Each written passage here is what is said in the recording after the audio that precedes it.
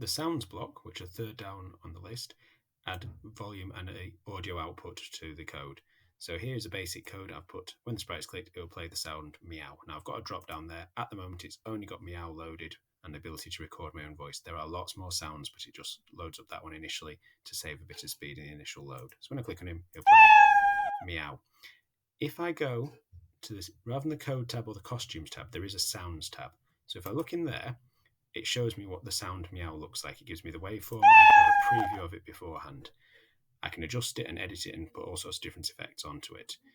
Another option is I can add more sounds. So same as I've had before, I can upload a sound that exists. I can pick a random one. I could record myself, which I'll look at later on, or I could choose a sound from the library. Now, there are a lot of different sounds available in Scratch, and it's possible to make an entire group or band.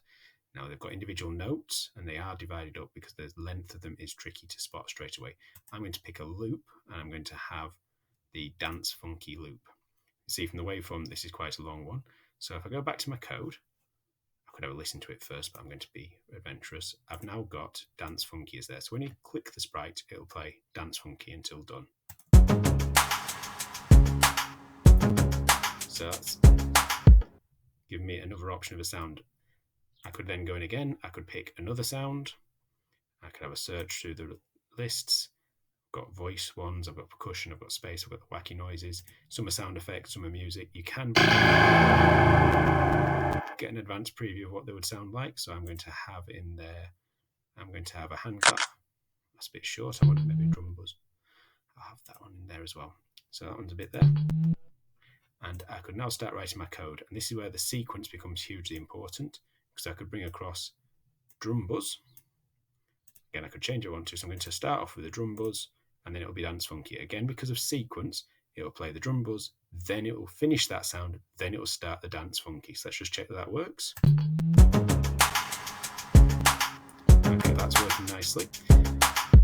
Another option I can do is there is a slightly different box where I could have start sound drum buzz and then play sound drum funky. That means it will start that one, then as soon as it's started, it will move on to the next item in the list, which can be useful. So if I click on, I'm not waiting until that one's finished, and I could maybe put a drum buzz on the end of it as well if I wanted to.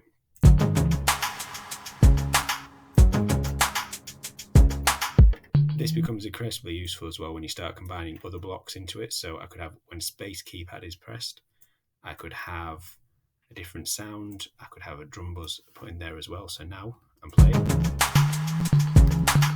And I've got the ability to add a drum whenever I want. I might decide I want another sound in there. I might decide I want something a little bit louder, so I'll go and add another sound.